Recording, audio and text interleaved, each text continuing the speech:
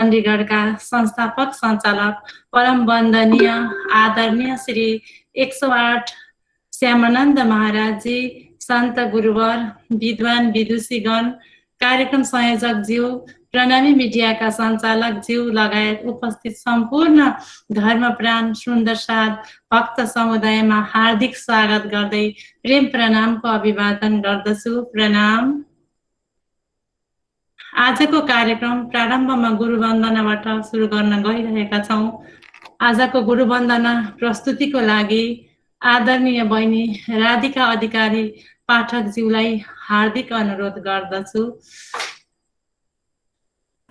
काठमाडौँबाट हुनुहुन्छ।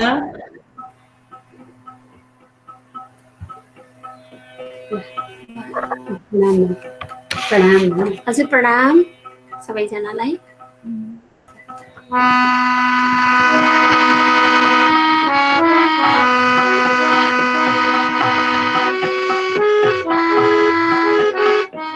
सतगुरु तुम्हारे प्यार ने जीना सिखा दिया,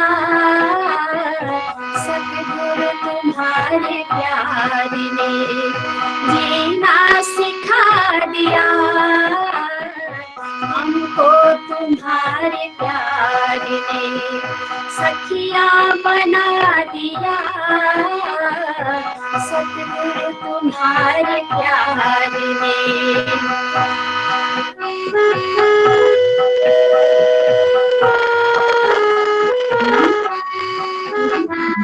भूला हुआ था रास्ता, भटका हुआ था मैं, भूला हुआ था रास्ता, भटका हुआ था मैं, किस्मत ने मुझको आपका, किस्मत ने मुझको आपका काबिल बना दिया,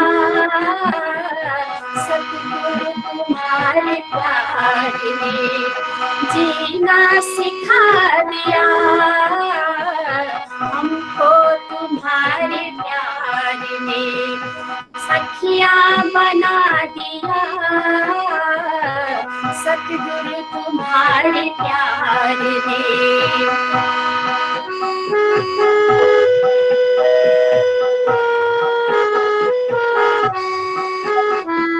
रहते हैं आपके नजरों में हर घड़ी, रहती है जलते आपके नजरों में हर घड़ी, मस्ती का जाम आपने, मस्ती का जाम आपने ऐसा पिला दिया, सतगुरु तुम्हारे प्यार ने जीना सिखा दिया, हमको तुम्हारे प्यार ने सखिया बना दिया, सतगुरु तुम्हारे प्यार ने।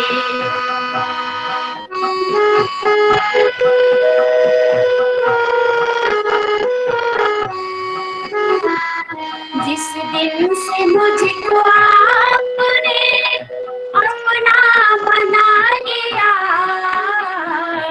जिस दिन से मुझको आपने अपना बना लिया, उस दिन से उस दिन से आनंद समा गया, सतगुरु तुम्हारे प्यार ने जीना सिखा दिया, हमको तुम्हारे प्यार ने सखिया बना दिया, सतगुरु तुम्हारे प्यार ने।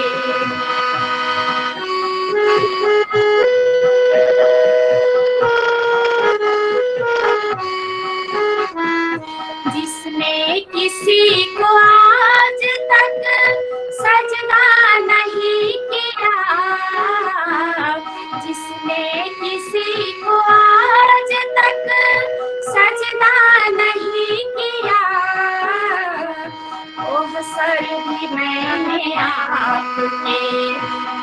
सर भी मैंने आपके दर पर झुका दिया।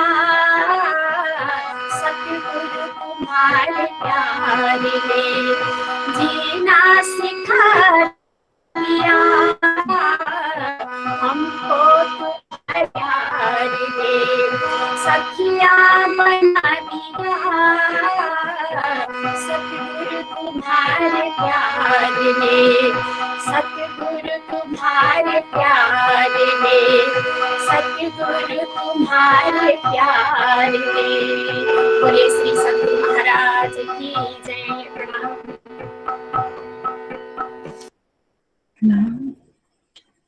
सतगुरु तुम्हारे प्यार ने जीना सिखा दिया।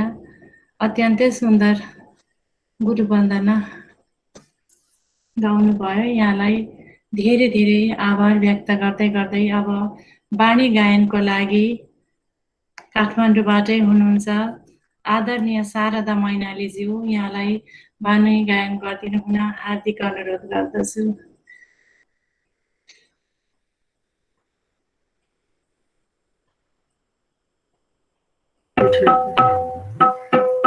प्रणाम, सबैलाई प्रणाम छ। म आज किरन्तनको 102 प्रकरणबाट बुज्रकी मारे रे साथजी बुज्रकी मारे भन्ने प्रकरणलाई म गाउन गइरहेको छु।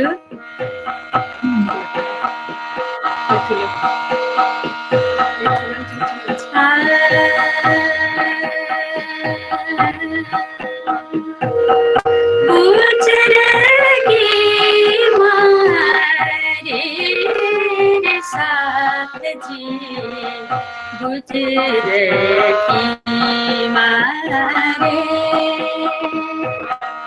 गुजरकी मारे साथ जी गुजरकी मारे जिन गुजरकी लाई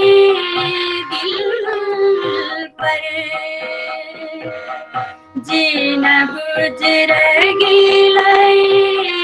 दिल पर तिनको कोई ना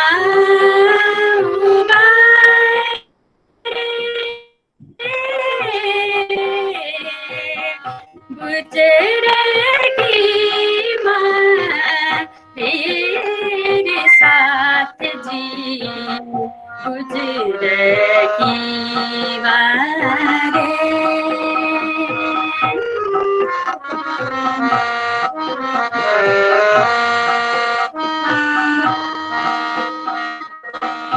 आगू कै मारी गुजरगी आगू कै मारी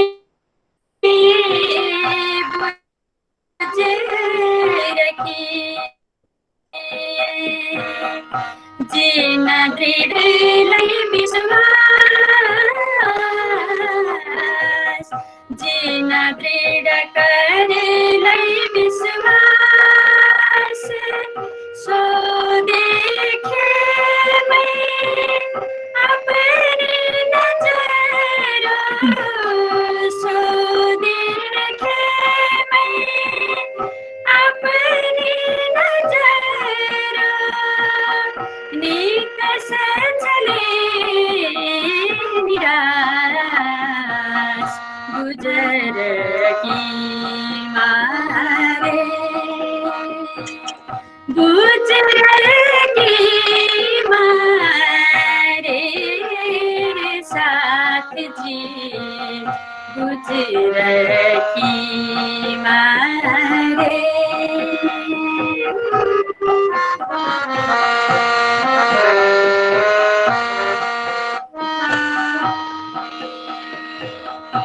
इन माया में कोई गुजरकी इन माया में कोई गुजरकी छूट खुदा जो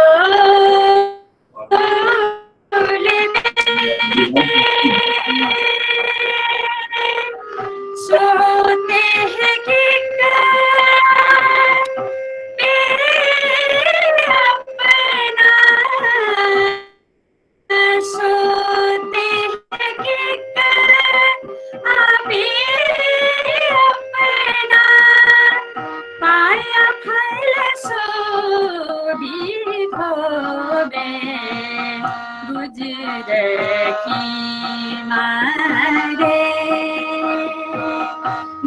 गुजरेगी मारे रे साथ जी गुजरेगी मारे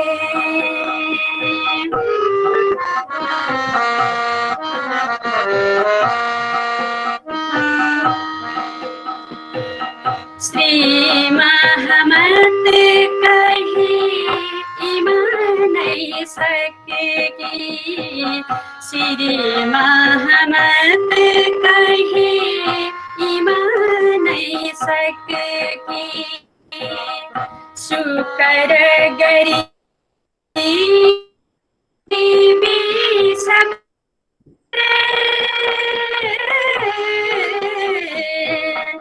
शुक्र गरीब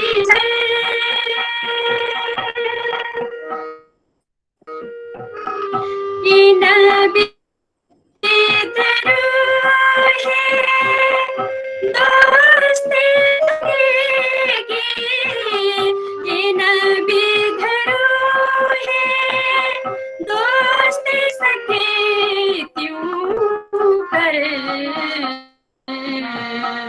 गुजरेगी मारे गुजरेगी मारे रे साथ जी गुजरेगी मारे जीन गुजरेगी लई पर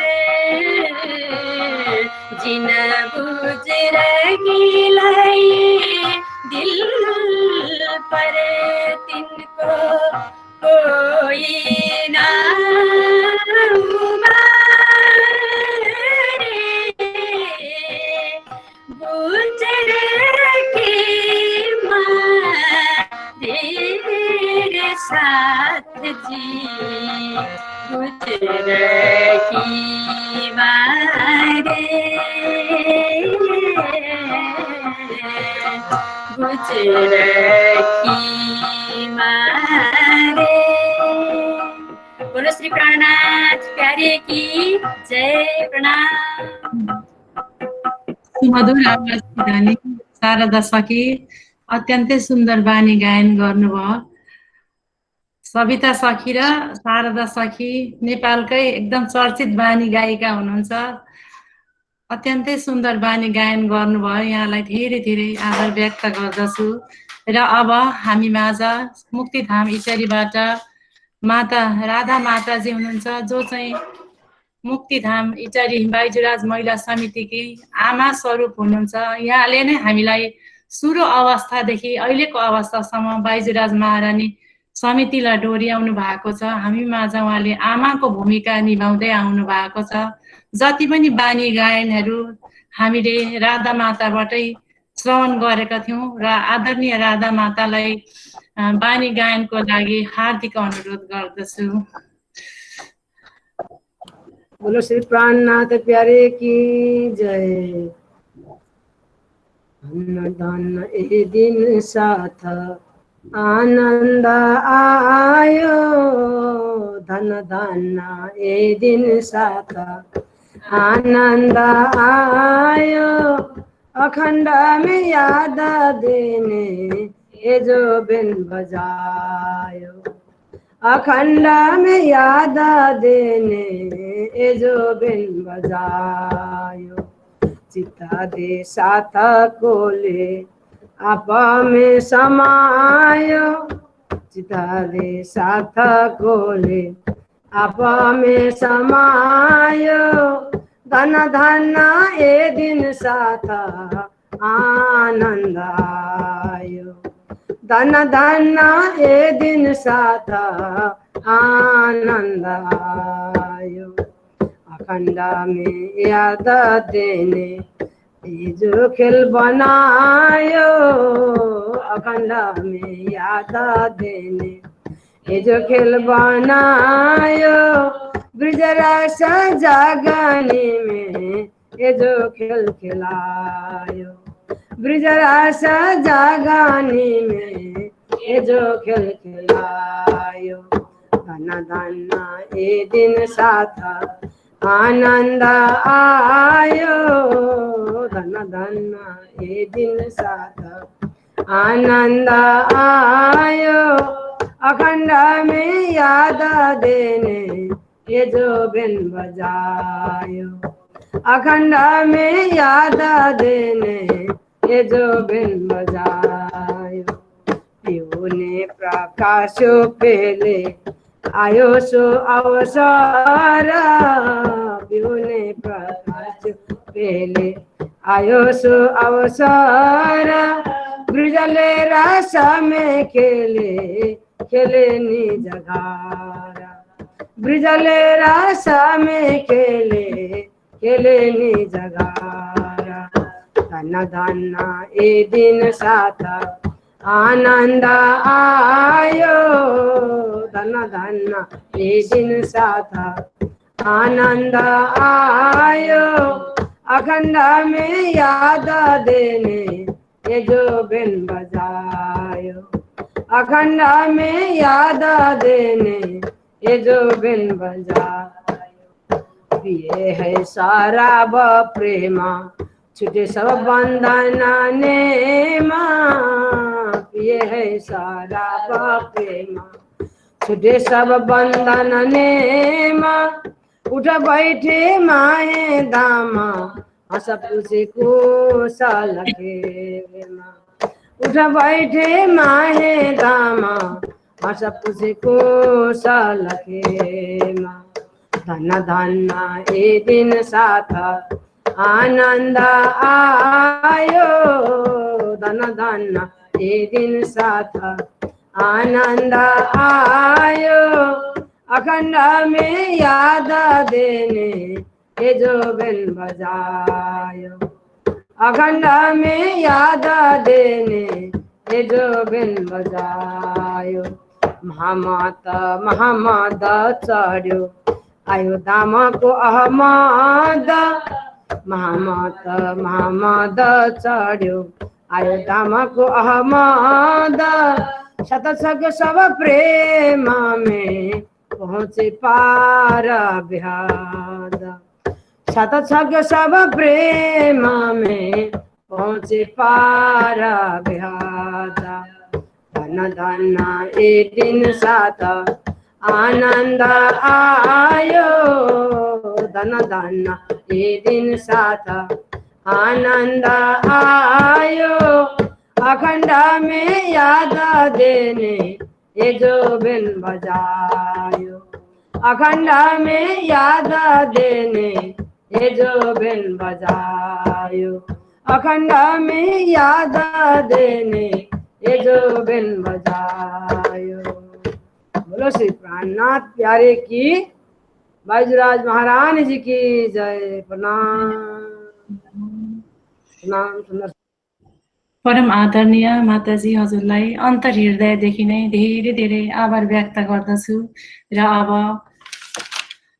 अगाडिको कार्यक्रम तयारी अवस्थामा रहनुको लागि आजको प्रतियोगी वक्ता भाइ बहिनीहरू हुनुहुन्छ। श्रद्धा पोखरेलज्यू जो वीरतामोड झापाबाट हुनुहुन्छ भने भूषण नेउपानेज्यू धुलाबारी झापाबाटै हुनुहुन्छ र भोलिको लागि पनि तयारी अवस्थामा रहनुहुन गुरु वन्दनामा हुनुहुन्छ। सिलिगुडीबाट युवराज वशिष्ठज्यू हुनुहुन्छ भने बानी गायनमा पनि सिलिगुडीबाटै हुनुहुन्छ सरस्वती शर्माज्यू हुनुहुन्छ र भोलिका वक्ता भाइ बहिनी हुनुहुन्छ विनिशा प्रधानज्यू भक्तपुर दुवाकोटबाट हुनुहुन्छ। भक्तपुर दुवाकोटबाट हुनुहुन्छ विनिशा प्रधानज्यू। काकरभिट्टाबाट हुनुहुन्छ भाइ राहुल भट्टराईज्यू र पूजा विष्टज्यू पनि काकरभिट्टाबाट हुनुहुन्छ। यहाँलाई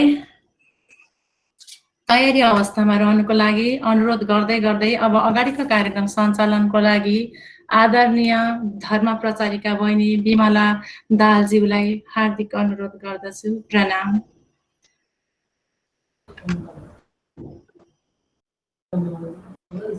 धेरै धेरै धन्यवाद परम आदरणीय दिदी कार्यक्रम सञ्चालिका बिन्दु घिम्रेज्यू। यस कार्यक्रममा परम पूजनीय परम वन्दनीय महाराजी, सन्त गुरुजन, धर्म प्रचारक प्रचारिकाज्यू, कार्यक्रम संयोजकज्यू, मिडिया सञ्चालकज्यू, साथै सम्पूर्ण उपस्थित सुन्दर साथीहरू र प्रतियोगी भाइ बहिनीहरू सबैमा करबद्ध प्रेम प्रणाम गर्दछु। प्रणाम। उपस्थित सुन्दर साथी, अब हाम्रो प्रतियोगितात्मक धार्मिक प्रवचनको समय भएको छ र आजको प्रतियोगी वक्ताहरू हुनुहुन्छ दुईजना, भूषण नेपाल धुलाबारी र श्रद्धा पोखरेल बेर्तामोड।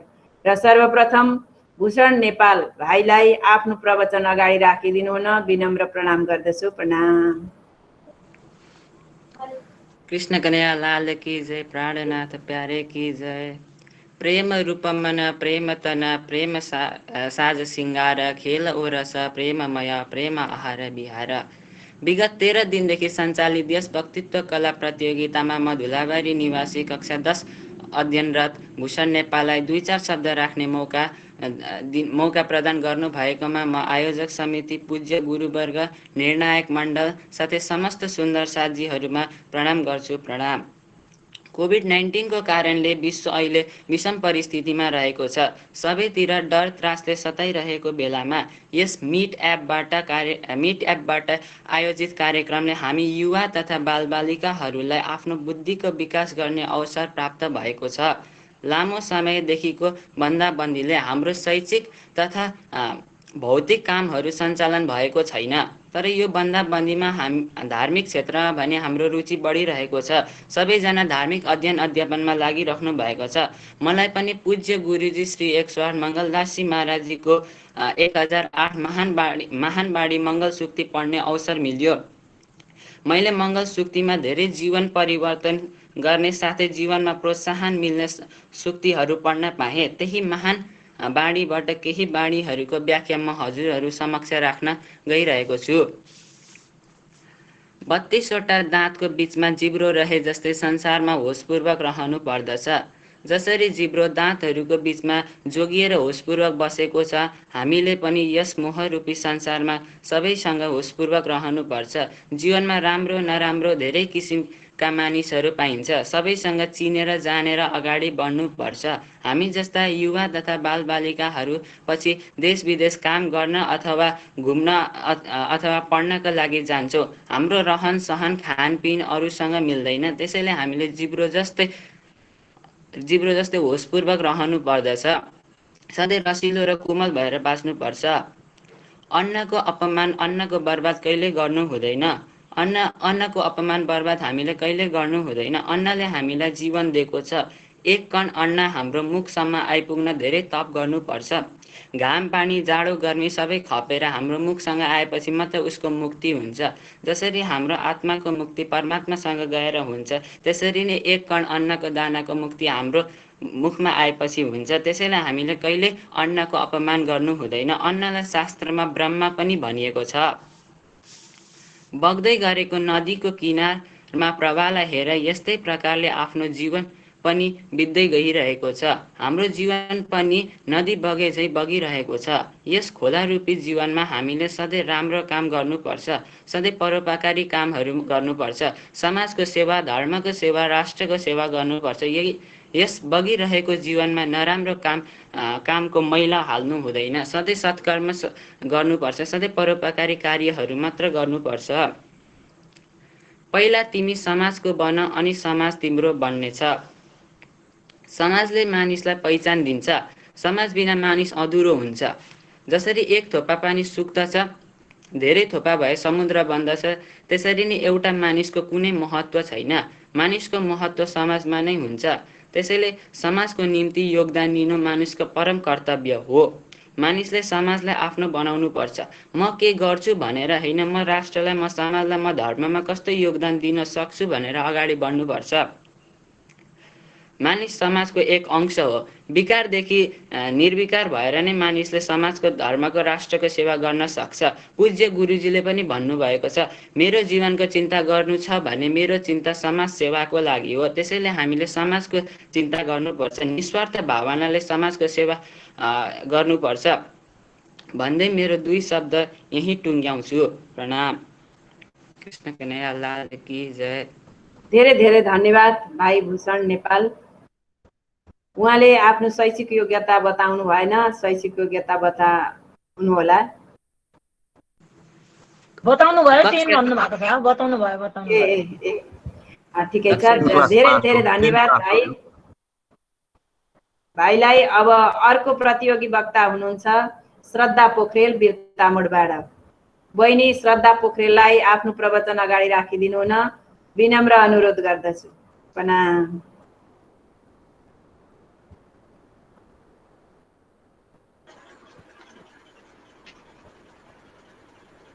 श्री प्राणनाथ निज मूलपति श्री विराज सुनाम तेज कुमारी श्याम युगल को तेज कुमारी श्याम युगल को पल पल करो प्रणाम। हृदयमा विराजमान राष्ट्रमाथि गुरुगण तथा यहाँ उपस्थित भएका सम्पूर्ण सुन्दर साथलाई गर्वत यो अवस्थामा यो संसारमै जुन गाह्रो अवस्था छ, यस्तो पेन्डेमिक चलिरहेको छ, त्यस्तो अवस्थामा पनि हामीलाई एउटा सचेत माहौल जुटाइदिनु भयो।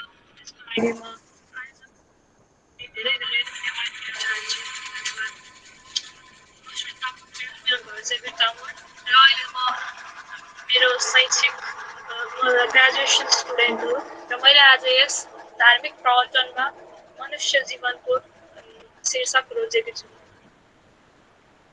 वृत्थाका निगमरे साधु पामी पदार्थ चार देह मनुष्य खण्ड भारत श्रेष्ठ पोलिसी आधार। हे सुन्दर साथजी, यो मनुष्य जीवन एकदमै अनमोल छ।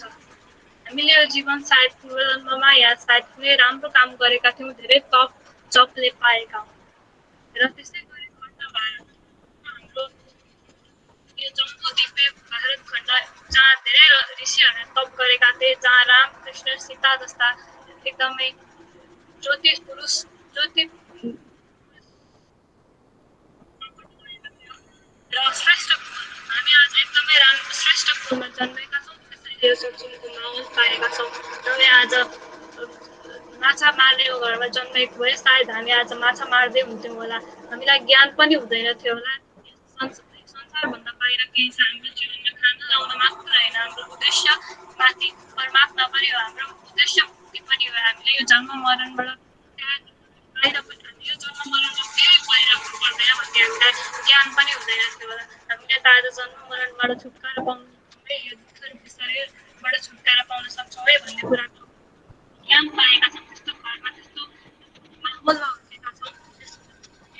त्यसैले हामीले यो चारवटा कुरा एकदमै नपाउने कुरा पाएका छौँ। त्यसैले यसलाई कसरी हामीले कसरी पाउनेछ भन्ने कुरा पनि हामीले एकदमै सिकेका छौँ। सानैबाट हामीले सुन्दै आएका छौँ, सानैबाट हामीले धार्मिक प्रवचन यस्तो माहौलमा हुर्केका छौँ। सायद धेरै धेरै पूर्वजन्मको तप जपले होला, धेरै धेरै पुण्यले गर्दा मात्र पाएका छौँ। विश्व दिन ग्राह्य प्रेम शो श्रीफल चरण स्वरूप चरण एकदम दिन रात दिन राज्यको तब हामीले राज्यलाई प्रेमपूर्वक हाम्रो हृदयमा राख्छौँ, आफ्नो एकदमै चरणलाई एकदम हृदयमा राख्छौँ, तब हाम्रो मुक्तिको सम्भावना छ। तर के ध्यान गर्दै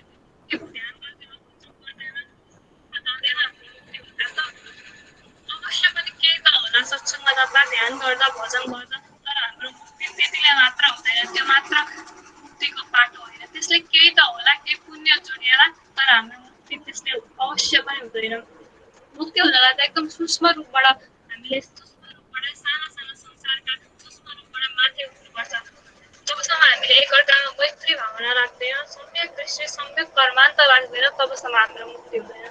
अब बुद्धिज्ममा पनि एकदमै फेमस एकदमै प्रख्यात यो लाइन भनिन्छ, यथावादी तथाकारी, जस्तो भन्छ त्यस्तै व्यवहारमा उठाएर हामी भन्छ त यहाँ मिठा मिठा कुरा गर्छौँ प्रवचनमा साथीभाइको अगाडि, कसैलाई केही सुझाव दिनु पर्यो भने, तर वास्तविक जीवनमा उसँग कहिले काहीँ मेल खाइरहेको हुँदैन, हामीले पापै गरिरहेका हुन्छौँ। त्यसैले जबसम्म हामीले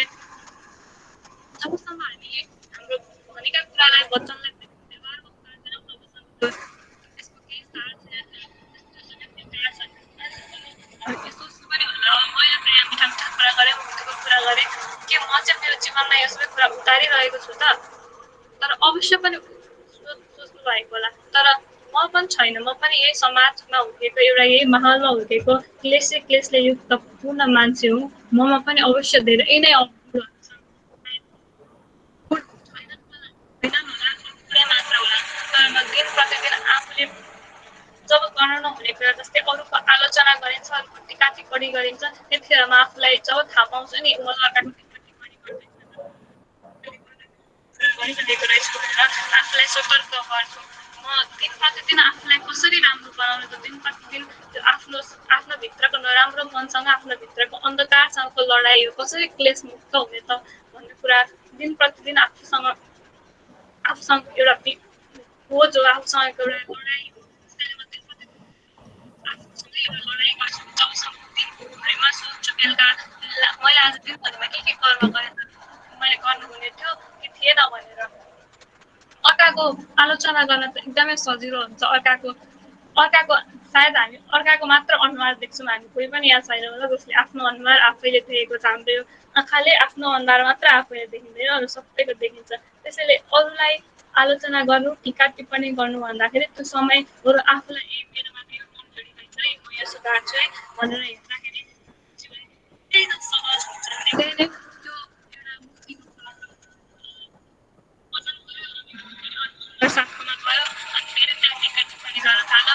भजनमा बसो, अर्को सुन्दर साथै यो गरेर भन्ने एकदमै हाम्रो यो प्रख्यात यो नेचर एकदम मनुष्यको यो बानी नै हो। चाहिँ जबसम्म हामीले यो मुक्त हुँदैन, जबसम्म यो कुराबाट त्याग्दैनौँ, तबसम्म हाम्रो मुक्तिको बाटो त हामी जान्दैनौँ। जति भजन गरे पनि, जति सत्सङ्ग गरे पनि, जति महान बाणी बोले पनि त्यसको केही पनि सार छैन।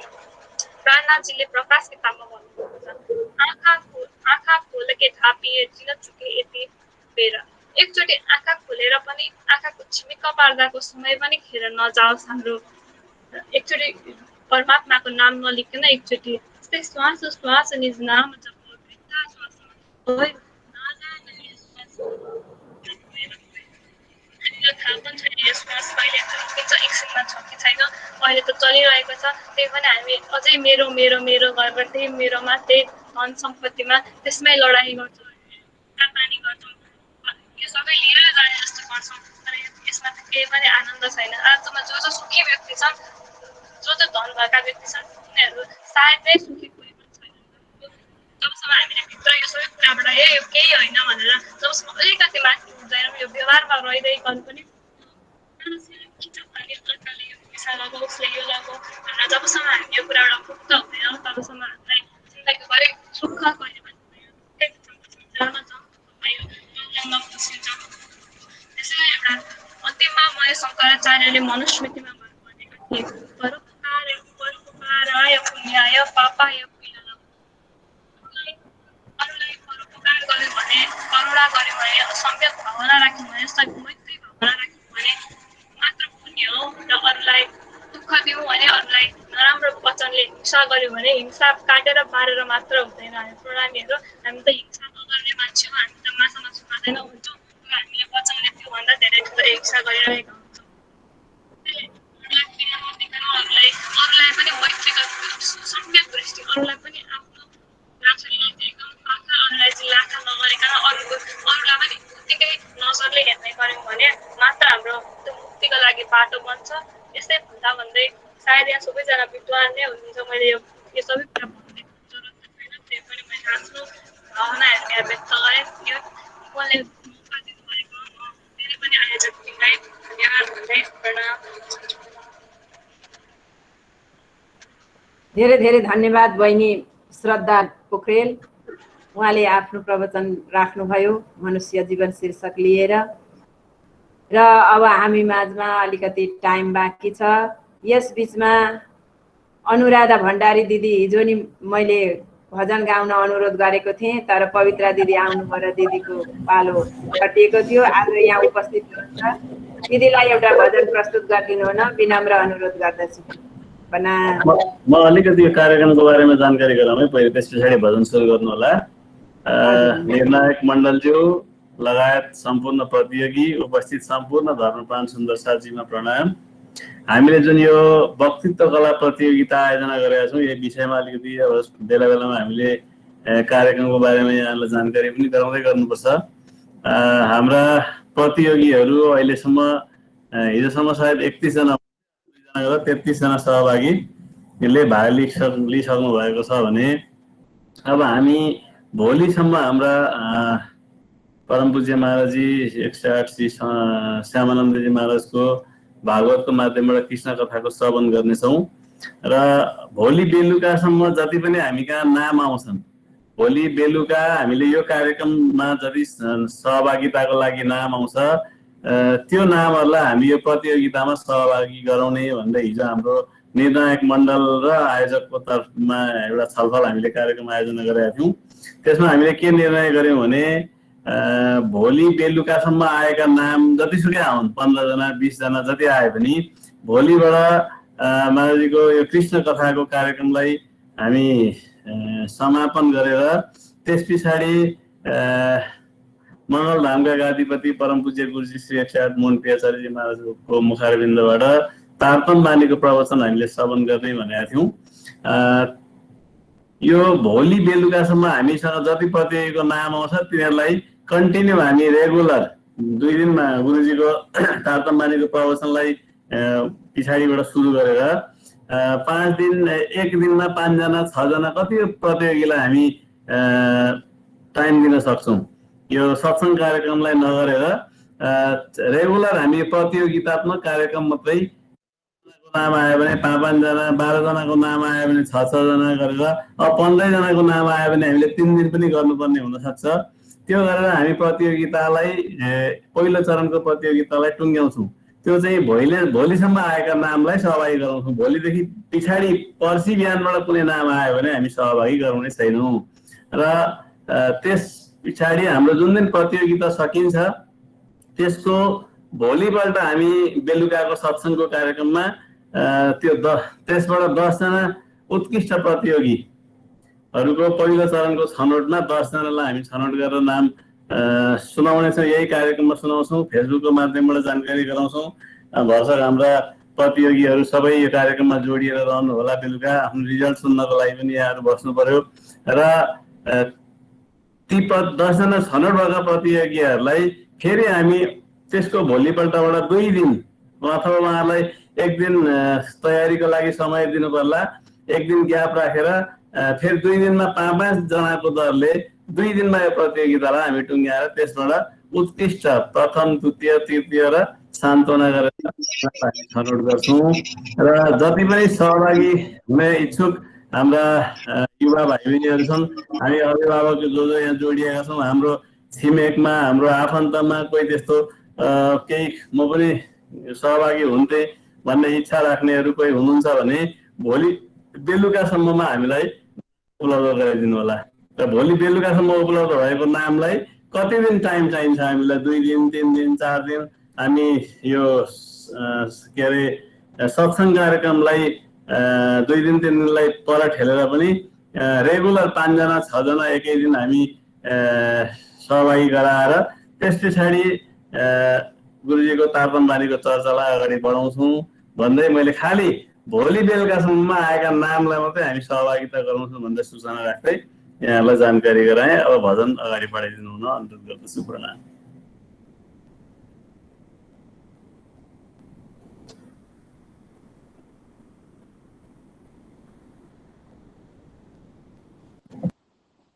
सच्चिदानन्द गुरुदेव की जय। आवाज सुनिँदैछ? सुनिँदैछ? सुनिँदैछ गाउँनुहोस्। गुरुर् ब्रह्मा गुरुर् विष्णु गुरुर्देव महेश्वरा गुरुर् साक्षात् परब्रह्म तस्मै श्री गुरवे नमः। देवो न देवो आशीष प्रभु दर्शन तिम्रो पाइरहूँ। त्यो दिव्य दर्शन पाई नयनमा अल्झाई राख्न सकूं। देऊ न देऊ आशीष प्रभु, दर्शन तिम्रो पाइरहूं। त्यो दिव्य दर्शन पाई नयनमा अल्झाई राख्न सकूं। देऊ न देऊ आशीष प्रभु, दर्शन तिम्रो पाइरहूं। चाहिन्न मलाई त्यो ठुलो सहर, जहाँ प्रभुको अस्तित्व छैन। चाहिन्न मलाई त्यो ठुलो महल, जहाँ प्रभुको मन्दिर छैन। चाहिन्न मलाई त्यो ठुलो सहर, जहाँ प्रभुको अस्तित्व छैन। चाहिन्न मलाई त्यो ठुलो महल, जहाँ प्रभुको स्थान छैन। देऊ न देऊ आशीष प्रभु, दर्शन तिम्रो पाइरहूं।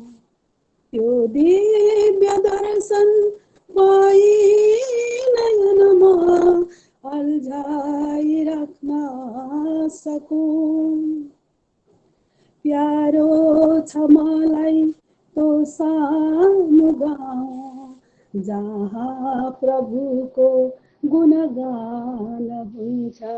प्यारो छ मलाई त्यो सानो झोपडी, जहाँ प्रभुको सेवा पूजा हुन्छ। प्यारो छ मलाई त्यो सानो गाउँ, जहाँ प्रभुको मन्दिर हुन्छ। प्यारो छ मलाई त्यो सानो झोपडी, जहाँ प्रभुको नित्य पूजा हुन्छ। देऊ न देऊ आशीष प्रभु, दर्शन तिम्रो पाइरहूं। तो दिव्य दर्शन पाई नयनमा अल्झाई राख्न सकूं। चाहिन्न मलाई भौतिक सुख, आत्मामा शान्ति भए पुग्छ। चाहिन्न मलाई कुनै रसको प्याला, बाँडी रस पिउँदा आत्मा विभोर हुन्छ। चाहिन्न मलाई भौतिक सुख, आत्मामा शान्ति भए पुग्छ। चाहिन्न मलाई कुनै रसको प्याला, बाँडी रस पिउँदा आत्मा विभोर हुन्छ। देऊ न देऊ आशीष प्रभु, दर्शन तिम्रो पाइरहूं। त्यो दिव्य दर्शन पाई नयनमा अल्झाई राख्न सकूं। एउटा इच्छा पूर्ण गरिदेऊ हे प्रभु हे श्रीराज। यो दासियनको सदा प्रभु दिनु चरण कमलमा बस। एउटा इच्छा पूर्ण गरिदेऊ हे प्रभु हे श्रीराज। दासी अनुको चरण कमलमा सदा ही होस् बास। देऊ न देऊ आशीष प्रभु, दर्शन दर्शन तिम्रो पाइरहँ यो दिव्य दर्शन पाइ नयनमा अल्झाइराख्न सकूँ दियो न दियो आशीष प्रभु दर्शन तिम्रो पाइरहँ यो दिव्य दर्शन पाइ नयनमा अल्झाइराख्न सकूँ यो दिव्य दर्शन पाइ नयनमा अल्झाइराख्न सकूँ यो दिव्य दर्शन पाइ नयनमा अल्झाइराख्न सकूँ। सच्चिदानन्द गुरुदेव की जय। धेरै धेरै धन्यवाद दिदीलाई। र हामी माझमा परम पूजनीय परम वन्दनीय श्री कृष्ण प्रणामी मन्दिर निज दरबार चण्डीगढका संस्थापक 108 स्वामी श्री श्यामानन्दजी महाराजजी उपस्थित भइसक्नु भएको छ। महाराजजीलाई कार्यक्रममा हार्दिक स्वागत गर्दै प्रेम प्रणाम गर्दछु। प्रणाम। र परम पूज्य महाराजजीलाई आज 13औं दिनको श्रीमद् भागवत महापुराण अन्तर्गतको श्री कृष्ण कथालाई अगाडि बढाइदिनु हुन विनम्र प्रणाम गर्दछु। प्रणाम।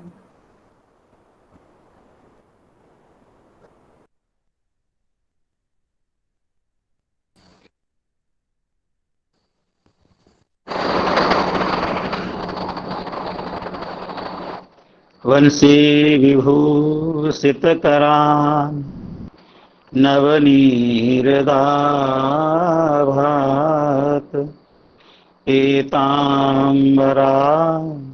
दरुणबिम्बफलाधरोष्ठा पूर्णेन्दुसुन्दरमुखाद् अरविन्दनेत्रात्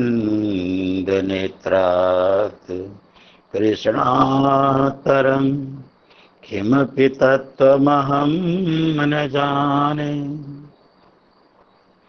ब्रजे प्रसिद्धं नवनीतचौरं गोपाङ्गनानां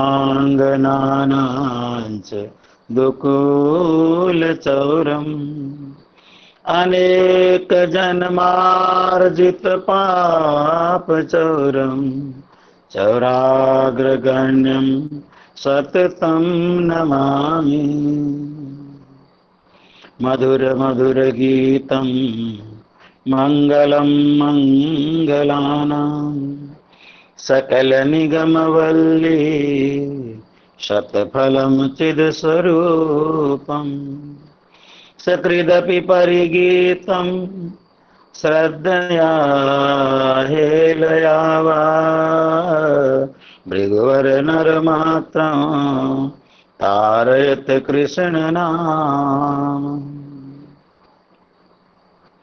योऽस्य प्रेक्षकादिमध्यनिधने यो व्यक्तजीवेश्वरो यः सृष्ट्वेदमनुप्रविश्य ऋषिणा चक्रे पुरः शास्तिता यं सम्पद्य जहात्यजामनुष्यै सुप्तकुलायं यथा तं कैवल्यनिरस्तयोनिमभयं ध्यायेदजस्रं हरिम्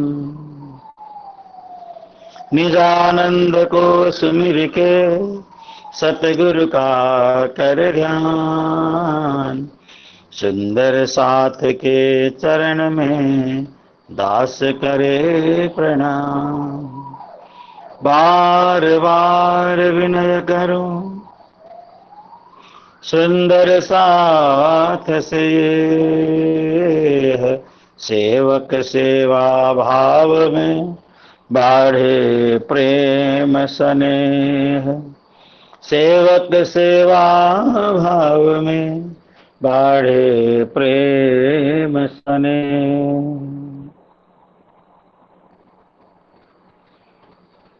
परम आदरणीय धर्म प्राण सुंदर साथ जी मातृ समुदाय सबै बंधुगण र हाम्रा प्रिय भाइ श्री प्रकाश शर्माजी, जसको माध्यमबाट यो सबै कार्यक्रम ब्रोडकास्ट भइरहेको छ। सबै सुन्दर साथमा आज 13औं दिनको श्री कृष्ण कथामा धेरै धेरै स्वागत, अभिनन्दन, अभिवादन, कोटि कोटि प्रेम प्रणाम।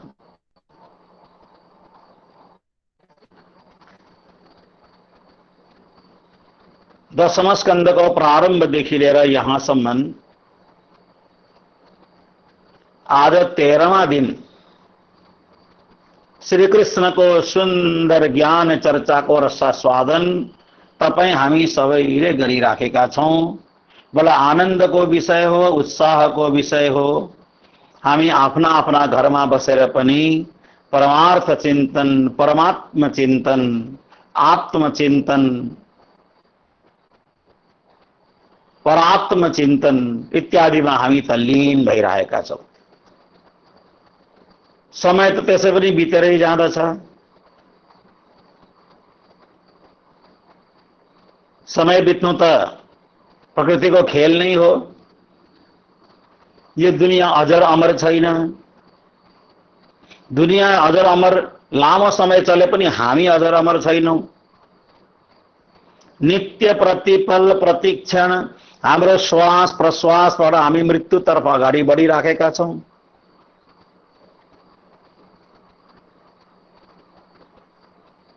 सधैं बसिरहन्न कोही यसै संसार पाटीमा। एउटा सुन्दर नेपाली भजन तपाईले सुन्नु भएको होला। बसौला भनी महल बनाए सुनको दरबार। कति सुन्दर सुन्दर हामी घर बनाउँदछौं, महल मकान।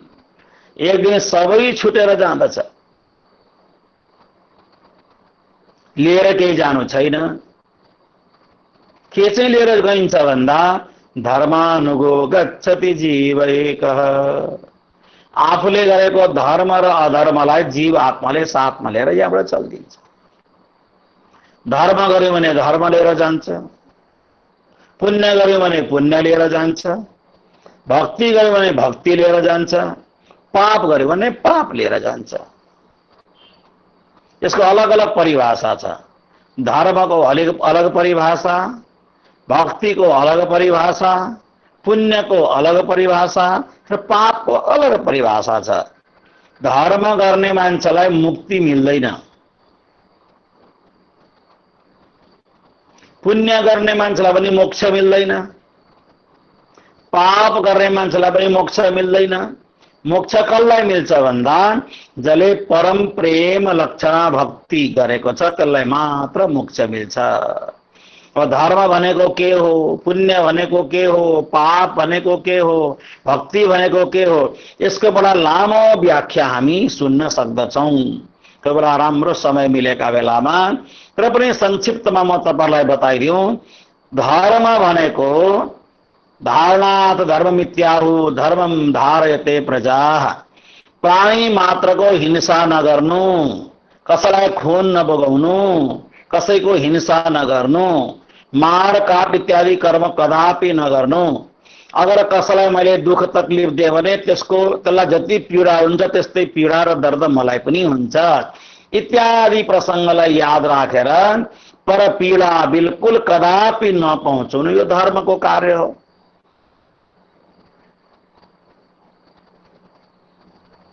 धर्मको सरलभन्दा सरल, सहजभन्दा सहज व्याख्या यही नै हामी सम्झिन सक्दछौँ।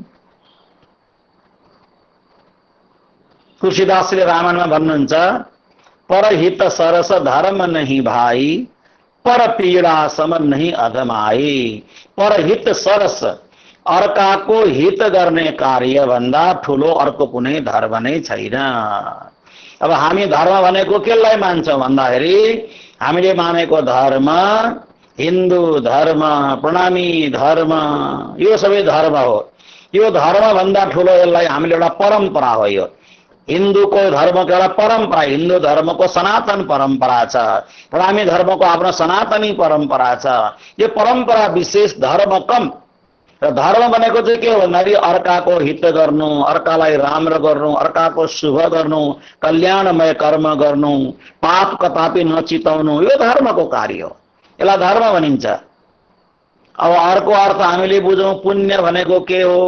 पुण्य भनेको नाङ्गो मान्छेलाई लुगा लगाइदिनु पुण्य, भोको मान्छेलाई भोजन गराइदिनु पुण्य, कुवा खोदाउनु पनि पुण्य, धर्मशाला बनाउनु पनि पुण्य, अन्नदान गर्नु पनि पुण्य, वस्त्रदान गर्नु पनि पुण्य। यस्ता जति पनि हामी दान परक कर्म गर्दछौँ यसलाई पुण्य भनेर हामी भन्दछौँ। र हामीले पुण्य कर्म गरेको छ भने हामी कहाँ जान्छौँ भन्दाखेरि स्वर्ग जान्छौँ।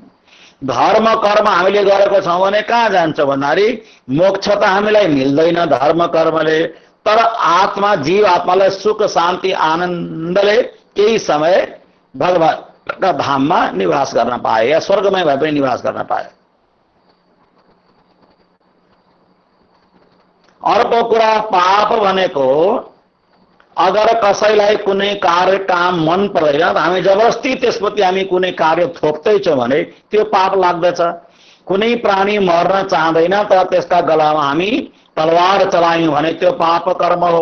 खून बगाउनु पाप कर्म हो। कसैले नचाहँदा नचाहँदै त्योसँग जबरजस्ती कुनै पनि कर्म गर्नु त्यो पाप हो। त्यसलाई गरेर लुट्नु, ठग्नु, झुट बोल्नु, परेशान गर्नु, त्यसलाई उद्विग्न बनाउनु, अशान्त बनाउनु र यस्ता जति पनि कर्म छन् हिंसात्मक कर्महरू, हिंसासँग जोडिएका कर्महरू, यी सबैलाई शास्त्रले पापको रूपमा गनेको छ। धेरै छन्, पापको अलग परिभाषा छ, पुण्यको आफ्नो परिभाषा छ, धर्मको आफ्नो परिभाषा छ। तर पाप गर्ने मान्छे हाम्रो एउटा हिन्दू धर्मको या जैन, बुद्धिस्ट, सिख, ईसाई सबै धर्मको एउटा मूल परम्परामा के छ भन्दाखेरि पाप गर्नेवाला नरक जान्छ, दोजख जान्छ भन्ने, नरक जान्छ, त्यसलाई दुख मिल्नेछ, तकलिफ मिल्नेछ इत्यादि। पुण्य गर्नेवाला स्वर्ग जान्छ, यो सिधै कुरा हो। धर्म गर्नेवाला व्यक्ति पनि जान चाहिँ स्वर्गै जान्छ, स्वर्गभन्दा माथि अझै पुण्य लोकमा पनि जाला। तर कालान्तरमा गएर धर्म गर्नेवाला व्यक्तिको पनि जन्म धरतीमा अवश्य हुँदछ। अब के गरौँ, धर्म गर्दा पनि भएन, पुण्य गर्दा पनि भएन, भक्ति गर्दा पनि भएन, पाप गर्दा पनि भएन भन्दा अब हामीले के चाहिँ गर्नु पर्यो भन्दाखेरि प्रेम लक्षणा भक्ति गर्नु पर्यो। नवदासे न्यारा कयो 14 भुवन में नाही, सो प्रेम कहाँ से पाइए जो रहत ब्रज गोपियन माही। गोपीहरूले गरे जस्तो प्रेम हामीले गर्न सक्नु पर्यो परमात्मासँग। अटुट प्रेम, अटुट सम्बन्ध। हिजो तपाईँहरूले सुन्नुभयो उद्धवजीले गरेर सम्झँदा गोपीहरूले के भने भन्दा बिना कृष्ण दर्शन को शांति नहीं है, उद्धव ज्ञान चर्चा सुहाती नहीं है। बसी दिल के अंदर मोहन की मूरत, घड़ी पल भी दूर जाती नहीं है। कन्हैया कन्हैया पुकारा करेंगे, लताओं की ब्रज में गुजारा करेंगे। कहीं तो मिलेंगे ओ बाके बिहारी, उन्हीं के चरण चित लगाया करेंगे। कन्हैया कन्हैया पुकारा करेंगे, लताओं में ब्रज की गुजारा करेंगे। कहीं तो मिलेंगे मेरे श्याम सुंदर, उन्हीं के चरण चित्त लगाया करेंगे। बस गोपीहरूको निरन्तर यही नै छ भावना। हामी त कन्हैया कन्हैया भन्छौँ, श्याम सुन्दर भन्छौँ, कृष्ण कृष्ण भन्छौँ। सदा श्री कृष्ण प्रति हाम्रो भावनात्मक जुडाव बनेर रहेको छ। गोपीहरूले यही भन्दछन् उद्धवलाई, यही भनेर सम्झाएर पठाइदिए उद्धवलाई। तर ज्ञानी व्यक्तिमा अहंकार हुँदछ, भक्ति गर्ने व्यक्तिमा, प्रेमी व्यक्तिमा अहंकार हुनु हुँदैन। भक्ति ज्ञानी व्यक्तिमा भक्तिको रंग चढेको हुनुपर्दछ। बिना ज्ञान, बिना भक्ति को रंग चढ़ेको ज्ञान अहंकार वाला ज्ञान हो। म ज्ञानी हुँ, म धेरै बाणी जान्दछु, म धेरै चौपाई जान्दछु, म चर्चनी आउँदछ, मलाई विराट आउँदछ, मलाई भागवत आउँछ, मलाई दुनियाँभरका श्लोक आउँदछ, यो सबै कुरा भन्नु भनेको अहङ्कारको कार्य हो। र अहङ्कारदेखि रहित हुनु पर्यो हामीले। मैले जाने तापनि जानेको अहङ्कार गर्नु भएन। अहङ्कार के केमा हुन्छ भन्दा मैले पहिला बताइसकेको छु अलिकति। रूपको अहङ्कार, धनको अहङ्कार, ज्ञानको अहङ्कार, बस मुख्य तीनै अहङ्कार हुन्छन्। या त म सुन्दर हुनु पर्यो अहङ्कार गर्नका लागि, म धेरै सुन्दर छु, तर त्यो कति दिनसम्म चल्ने हो त्यो सुन्दरता? साह्रै राम्रा छन् तर एक दिन सबै दाँत झरेर जान्छ, राम्रा दाँत कहाँ जान्छन्, फ्याँकिन्छ सबै। अर्को दाँत लगाएर बस्नु पर्यो, खोइ कहाँ गयो सुन्दरता? हाम्रो अनुहार यो थोपडा, चेहरा साह्रै सुन्दर हामी मान्दछौँ आफूलाई, तर यो कति दिन चाउरी परेर जान्छ, कहाँ गयो हाम्रो चेहराको सुन्दरता, अनुहारको सुन्दरता?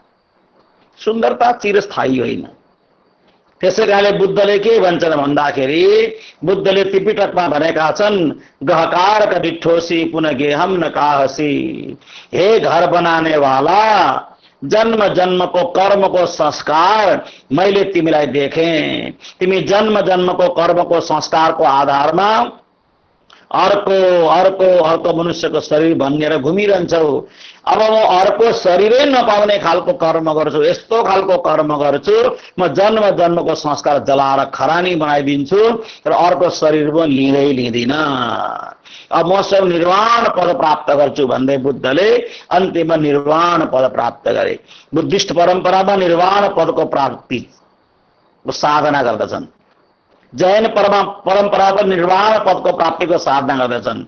भन्नुको मतलब हामीले आफूलाई अहङ्कार गर्ने कार्यमा लगाउनै हुँदैन कहिले पनि। धनको पनि अहङ्कार कति? धनको अहङ्कार पनि साह्रो लामो चल्दैन।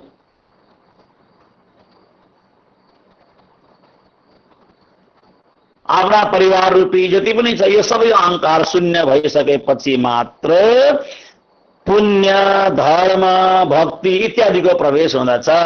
र हामीले भक्तिको मार्गमा प्रवेश हुनका निमित्त के गर्नु भन्दा श्री प्राणनाथजीको वाणीको आधारमा हेर्यो भने, नवधा से न्यारा कयो 14 भुवन में नाई, सो प्रेम कहाँ से पाइए जो रहत ब्रज गोपी न माही। ब्रज गोपिकामा भए जस्तो प्रेम हामीले गर्न सक्नु पर्यो।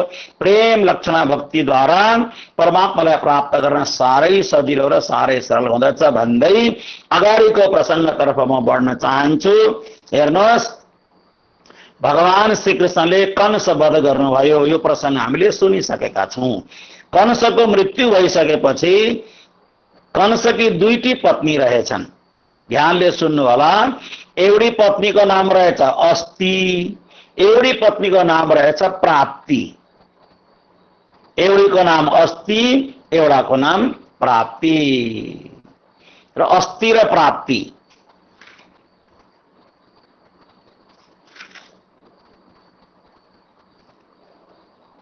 अस्ति र प्राप्ति नाम रहेका कंसका पत्नीहरू रहेछन्।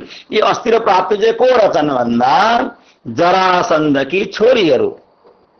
त्यो जरासन्धकी पुत्रीहरू अस्ति र प्राप्ति। अस्ति भनेको के हो संस्कृतमा भन्दाखेरि अस्ति भनेको छ, संस्कृतमा अस्ति भनेको छ।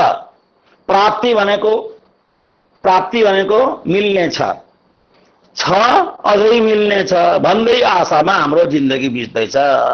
कंसमा के थियो भन्दा कंसकी दुईटी पत्नी, अस्ति भनेको छ, प्राप्ति भनेको अझै प्राप्त हुन्छ मलाई र छ र अझै प्राप्त गर्छु भन्ने अभिलाषामा हाम्रो जीवन बित्दछ। कंस जस्तो भावना हाम्रोमा जाग्नु भएन। हाम्रो भित्र कस्तो भावना जाग्नु पर्यो भन्दा श्रीकृष्णको जस्तो भावना जाग्नु पर्यो, प्रेममय भावना जाग्नु पर्यो, गोपी जस्तो भावना जाग्नु पर्यो। र कंसकी दुईटी पत्नी अस्ति र प्राप्ति आफ्ना पिताजीका पासमा गएछन्, जरासन्धका पासमा गएर हृदय भनेछन्, हे पिताजी, कृष्ण बलरामले हामीलाई विधवा बनाइदिए भन्ने बित्तिकै जरासन्धबाट क्रोधित भएर, अत्यन्त क्रोधित भएर मगधराज जरासन्ध तत्काल अयादविम महिम कर्तुम चक्रे परम उद्यमम। यो पृथ्वीबाट म यादव वंश समाप्त गरिदिन्छु, यदु वंशलाई मेटाइदिन्छु भन्ने प्रतिज्ञा गरेर 23 अक्षौहिणी सेना लिएर मथुरामा आक्रमण गरेछ। मथुरामा आक्रमण गरिसकेपछि अब श्री कृष्णले यो सबै दृश्य देख्नुभयो र त्यतिखेर भगवानले के गर्नु अरे भन्दाखेरि आया जरासन्ध मथुरा घेरी सही, तब श्री कृष्ण जी को अति चिंता भई, यूं याद करते आया विचार, तब कृष्ण विष्णुमय भय निर्धार। यो रहस्य प्राणजीले वाणीबाट खोल्नु भएको छ। या भागवत पनि के रहेको छ भन्दाखेरि चिन्तयामास भगवान हरिहि कारण मानुष। श्रीकृष्णलाई अत्यन्त चिन्ता भएछ। अब मेरो शरीरबाट सबै शक्ति निक्लेर गइसक्यो, गोलोकी शक्ति पनि गयो, परमधामको शक्ति पनि गयो, अक्षरधामको शक्ति पनि गयो।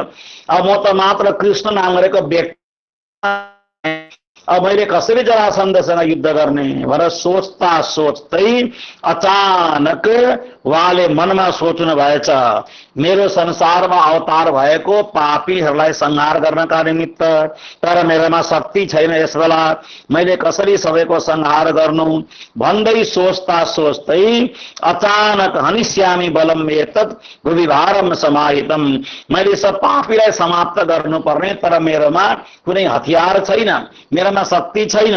यसरी सोच्दा सोच्दै अचानक वैकुण्ठमा पुगेछ। वैकुण्ठमा श्रीकृष्ण पुग्नु भएछ र श्रीकृष्णको सुरता वैकुण्ठमा पुगिसकेपछि एवं ध्यायति गोविन्द आकाशात सूर्य वर्चसौ। सोच्दा सोच्दै आकाशबाट दुईटा रथ धरतीमा अवतरित भएछन्, बडा सुन्दर रथहरू। रथौ उपस्थितौ सद्य ससुतौ सपरिच्छदौ। दुईटा रथ, एउटा रथमा भगवान विष्णुको सबै हतियार शंख चक्र गदा पद्म रथ चलाउने मान्छे पनि छ। अर्को रथमा हल र मुसल, हलो र मुसली लिएर दुईटा रथ धरतीमा अवतरित भयो र श्रीकृष्णले भन्नुभएको छ, हे दाऊ भैया, हे बलरामजी महाराज, यो हल र मुसल भएको रथ चाहिँ तपाईको हो, यो शंख चक्र गदा पद्म भएको रथ मेरो हो। अब हामी यस रथमा सवार भएर हामी पापीहरूको संहार गरौं भन्दै भगवान नन्दनन्दन श्याम सुन्दर श्रीकृष्णले, अब हामीले नन्दनन्दन नभएर वसुदेव नन्दन भन्नु पर्यो। अहिलेसम्म भगवान कृष्ण नन्दनन्दन हुनुहुन्थ्यो, अब श्रीकृष्ण वसुदेव नन्दन हुनुभयो। हेर्नुहोस् है, अब वसुदेव देवकी नन्दन, पहिला नन्दनन्दन यशोदानन्दन, अब श्रीकृष्ण के हुनुभयो, वसुदेव नन्दन देवकी नन्दन। र देवकी नन्दन वसुदेव नन्दन श्रीकृष्णले के गर्नुभएछ, अब पाञ्चजन्य र जरासन्धले त्यो अथाह 23 अक्षौहिणी सेना लिएर मथुरालाई घेरिराखेको बीचमा गएर भयंकर युद्ध प्रारम्भ भएछ र जरासन्धले भनेछ, हे कृष्ण, तिमीले आफ्नो मामाको हत्या गर्यो, तिमी पापी हो, म तिमीसँग युद्ध गर्दिन। आफ्नो आफ्नै मामालाई मार्ने तिमी पापी हौ, तिमीसँग त म युद्ध गर्दै गर्दिन, म बलरामसँग म युद्ध गर्छु भनेर जरासन्ध र बलरामको बडा प्रचण्ड युद्ध भएछ। बलरामजीले एक्लै 23 अक्षौहिणी सेनाको संहार गरेर सबैलाई मेटाइसकेर वरुण पासमा बाँधेर आफ्नो हलद्वारा जरासन्धलाई मार्न आँट्दा वारयामास गोविन्दस्तेन कार्य चिकित्सया।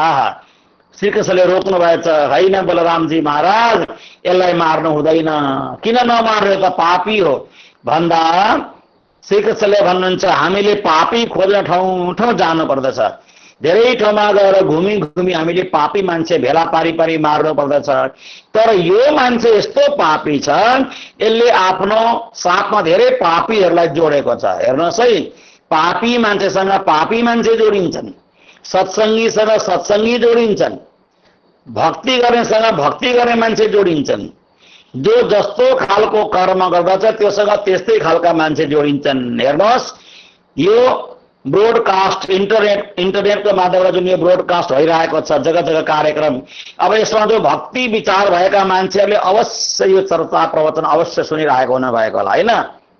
तर जसको भित्र भावना छैन, यो सुत्ने बेलामा, यो भोजन गर्ने बेलामा, यो खाने पिउने बेलामा कहाँ यो सत्संग प्रवचन सुन्नु, अब उहाँको आफ्नो विचार हो। तर यो त छ, अब कथा त चल्दैछ, कृष्ण कथा चल्दैछ। अब भोलि यो कार्यक्रम सकेपछि पर्सिबाट अर्को कार्यक्रम केही न केही सुरु होला भन्नुको मतलब जसको भित्र भक्तिको भावना छ उनीहरू त भक्तिमा जोडिएकै हुन्छन्। जसको भित्र प्रेम छ त्यो प्रेमसँग जोडिएकै हुनेछन्। आफ्नो आफ्नो शरीर, आफ्नो आफ्नो धर्म, आफ्नो आफ्नो व्यवहार, आफ्नो आफ्नो सबै स्वभावको आधारमा मनुष्य सबै जोडिएका हुन्छन् काहीँ न काहीँ। अब पापी मान्छेसँग पापी जोडिन्छ भन्दा यसरी एकपल्ट दुईपल्ट होइन, 23 अक्षौणी सेना लिएर 17 पल्ट जरासन्धले आक्रमण गरेर भगवान कृष्ण र बलरामजीद्वारा सारा सेना समाप्त भइसकेपछि 18वां पल्ट पनि हमला गर्न लाग्दाखेरि ब्राह्मणहरूलाई गएर भएछ, हे ब्राह्मणहरू, जरासन्ध ब्राह्मणको साह्रै भक्त थिए। ब्राह्मणलाई भनेछ, हे ब्राह्मणहरू, म माथि यस्तो खालको कृपा गर कि अब 18वां बार चाहिँ म अवश्य मेरो जित हो। 17 पल्ट मैले हारे, 18वां पल्ट मैले जित्नु पर्दछ भनेर यता जरासन्धले कालयवनसँग नारदजीले प्रेरणा दिनुभएछ। कालयवनलाई जरासन्धको मित्र रहेछ कालयवन। यता कालयवनले चाहिँ कति सेना लिएर हारे भन्दाखेरि 3 करोड सेना लिएर जरासन्धको मित्र कालयवन पनि कृष्णलाई हमला गर्न आएछ। अब हेर्नुहोस् है, भगवानले विचार गर्नुहुन्छ यो कालयवन, यवन भनेको त हामीले अनुहारै नहेर्ने जाति हो। यो यवनको त हामीले अनुहारै हेर्दैन भनेर भगवान कृष्ण चाहिँ भोलिपल्ट बिहानै उज्यालो हुने बित्तिकै 3 करोड सेना लिएर मथुरालाई घेरिरहेको कालयवनलाई छोडेर भगवान भाग्नु भएछ त्यहाँबाट। एकदम भगवानको नाम रणछोड भएछ। रण भनेको मैदान छोड्ने, रण मैदान छोडेर भाग्ने, भगवानको नाम रणछोड। यस्ता रणछोड भगवान वहाँबाट भाग्नु भएछ। वहाँबाट भाग्दै भाग्दै अब हेर्नुहोस् है, मथुरा मण्डललाई कालयवनको सेनाले पनि घेरिराखेको छ, उता जरासन्धको सेनाले पनि घेरिरहेको छ। अब जरासन्ध त्यहाँ युद्ध गर्नको लागि तयार भएको छ। भगवान कृष्ण बलरामजी उता युद्धमा सामेल हुनुहुन्छ। यता भगवान कृष्ण भाग्नु भएछ। त्यहाँबाट भाग्दै भाग्दै धेरै मथुराबाट अगाडि बढ्दै बढ्दै भगवान कृष्ण सिधा पुग्नु भएछ मुचुकुन्द नाम गरेको गुफामा। त्यो मुचुकुन्द नाम गरेको गुफामा पुगेर भगवान श्री कृष्णले त्यो मुचुकुन्द राजा कहाँ सत्ययुगदेखि सुतिराखेका राजालाई भगवानले पिताम्बर ओढाइदिनु भएछ। पिताम्बर ओढाएर मुचुकुन्द राजा को हुन् भन्दाखेरि स इक्ष्वाकु कुले जातो मान्धात्त्वित तनयो महान मुचुकुन्द इति ख्यातो ब्रह्मण्य सत्य शङ्करः। इक्ष्वाकु वंशी राजा मानधाताका छोरा मुचुकुन्द। यी मुचुकुन्दले किन यसरी सुतिराखेका मुचुकुन्द भन्दा स्वर्गमा एकपल्ट देवता र दानवको भयंकर युद्ध हुँदा मुचुकुन्द राजालाई इन्द्रले सहायता गर्न बोलाएछन्। सहायता गर्न बोलाउँदा मुचुकुन्द राजाले दानवहरूको संहार गरेर इन्द्रलाई जिताइदिनु भएछ। जिताइसकेपछि अब मुचुकुन्द राजालाई सोधेछन् इन्द्रले, तपाईँलाई के वरदान चाहिन्छ? हामी वरदान दिन सक्षम छौं, वरदान दिन्छौं भन्दा मुचुकुन्द राजाले भनेछन् मलाई मोक्ष दिनुहोस्। म अब हारे, अब यो संसार मलाई विचित्र लाग्न थाल्यो, मन पर्न छोड्यो, मलाई मोक्ष दिनुहोस् भनेर इन्द्रले भनेछन् मोक्ष दिने अधिकार मेरोमा छैन। मोक्ष दिने अधिकार त मदेखि धेरै माथिमा मात्रै छ। त्यसो भए के चाहिँ दिन सक्नुहुन्छ भन्दा अरू संसारको केही पनि कुरा माग्नुहोस् भन्दा संसारको सबै कुरा मेरोमा छ। मेरोमा धन छ, वैभव छ, सम्पत्ति छ, राजपाट सबै छ भन्दा इन्द्रले भनेछन् तपाईको राजपाट, धन, वैभव, सम्पत्ति सब समाप्त भइसक्यो। तपाईँ सत्ययुगमा आउनु भएको थियो, उहाँ त द्वापर युग लागिसक्यो। एउटा युगै दुईटा युगै बितिसक्यो, तीसरा युग पनि आधा भन्दा धेर अन्तिम लाग्न आँटिसक्यो। अब उहाँ त साना साना मान्छे छन् यस बेला। तपाईँ धेरै अग्लो लम्बा चौडा कदको हुनुहुन्छ, 21 हात लामो अग्लो तपाईँको शरीर छ। यतिखेर उहाँ संसारमा एकदम सानो सानो कदकाठीका 7-7 हातका मात्र मान्छे रहे। एक सत्ययुगमा 21 हात लामो मान्छे हुन्थे अरे है। अब त्रेता युगमा 14 हात अग्ला मान्छे हुन्थे अरे। द्वापर युगमा 7 हात, कलियुगमा 3.5 हात। आफ्नो हातको मात्र हामी 3.5 हातको हाम्रो शरीर हुँदछ हेर्नु है। 3.5 हात, त्यसको डबल द्वापर युगमा, त्यसको डबल त्रेता युगमा, त्यसको डबल सत्य युगमा। 21 हात लामा लामा अग्ला मोटा तगडा मान्छे हुन्थे, सामान्य उचाइ मान्छेको। अब अहिले आफ्नो हातले कमसेकम 3.5 हात नापेर हेर्दा मान्छेको त्यति अग्लो हाइट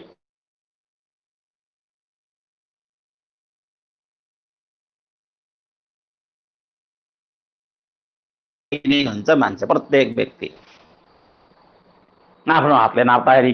र त्यस 21 हात लामा अग्ला मुचुकुन्द, उनले भने म अब कहाँ जाउँ त्यसो भए भन्दा म साह्रै थाकेको छु, मलाई कुनै सुत्ने ठाउँ बताइदिनु भन्दा मुचुकुन्द राजालाई एउटा गुफा बताइदिएछन्, मृत्युलोकमा जानुहोस्, त्यो गुफामा गएर तपाईँ सुत्नुहोस्, तपाईँलाई जसले जगाउँदछ त्यो जगाउनेवाला तपाईँको आँखाबाट निक्लेको प्रकाशले रोशनीले जलेर खरानी हुनेछ।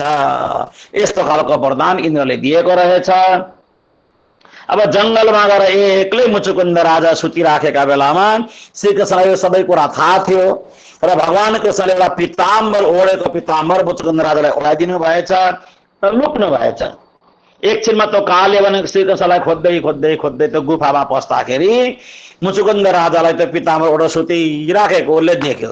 उसले सोचेछ मुचुकुन्द राजा त उसलाई थाहा थिएन, उसले सोचेछ यहाँ श्रीकृष्ण आएर सुतिराखेका छन् पिताम्बर ओढेर। भएर आफ्नो घोडाले ठोकर मार्दाखेरि मुचुकुन्द राजा जागेछन्, उनको आँखाबाट रोशनी निक्लेर काले जलमा भस्म भएछ, समाप्त भयो। र भगवानले मुचुकुन्द राजामाथि कृपा गर्नुभएछ। तिमीले एउटा अर्को जन्म लिनुपर्छ, ब्राह्मणको शरीर तिमीले पाउनेछौ र ब्राह्मणको शरीर पाएर मेरो भक्ति गरेर तिमीले मोक्ष प्राप्त गर्नेछौ भन्दा मुचुकुन्दले भनेछन् म के बनेर जन्म लिन्छु भन्दा अरू केही बनिने होइनौ, अब अर्को जन्म तिम्रो के को हुन्छ भन्दा अर्को जन्म तिमी नरसिंह मेहता भएर जन्म लिनेछौ र जुनागढ भन्ने स्थानमा तिम्रो जन्मस्थान हुन्छ, मेरो भक्ति गरेर तिमीले मोक्ष प्राप्त गर्नेछौ। यस्तो खालको आशीर्वाद दिएर भगवान त्यहाँबाट अन्तर्ध्यान हुनुभयो। यता त्यहाँबाट भागेपछि द्वारिकाको निर्माण गर्नुभएछ श्रीकृष्णले। सुन्दर द्वारिकाको निर्माण गरेर राति नै सुतिराखेका सबै त्यहाँ मथुराका आफ्ना सेवकहरूलाई, आफ्ना जनताहरूलाई द्वारिका पुर्याउनु भएछ र द्वारिकाबाट सुन्दर द्वारिकाको निर्माण भइसकेपछि त्यो द्वारिकामा भगवानले सबै प्रकारको वैभव, सबै प्रकारको पदार्थ एकत्रित गरेर अब शान्तिले भगवान द्वारिकामा बस्न लाग्नु भएछ। अब हेर्नुहोस्, एक दिन आनर्त देशका राजा श्रीमान रैवतकी छोरीको नाम रहेछ रेवती। रैवत महाराजले के सोचेछन् भन्दा मेरी छोरी रेवती साह्रै सुन्दर छिन्, तीनै लोकमा सबैभन्दा सुन्दरी र मेरी छोरीको लागि योग्य वर कहाँ छन्, कस्तो छ भनेर सोध्नका निमित्त रैवत राजा आफ्नै छोरी लिएर ब्रह्माजीको लोकमा गएको बेलामा ब्रह्माजी के कार्यमा लाग्नु भएछ, सृष्टिको कार्यमा लाग्नु भएको रहेछ। सृष्टिको कार्यमा तल्लीन भएका बेलामा अचानक ब्रह्माजीले सोच्नु भएछ, ओहो हे रैवत राजा तिमी यहाँ किन आयो भन्दा मेरी छोरीको विवाहको लागि योग्य वर बताइदिनु, बेहुला दुल्हा बताइदिनु भन्दा ब्रह्माजीले भन्नुभएछ यहाँ आउने काम तिमीले नगर्नु पर्थ्यो, तिमी यहाँ आयो।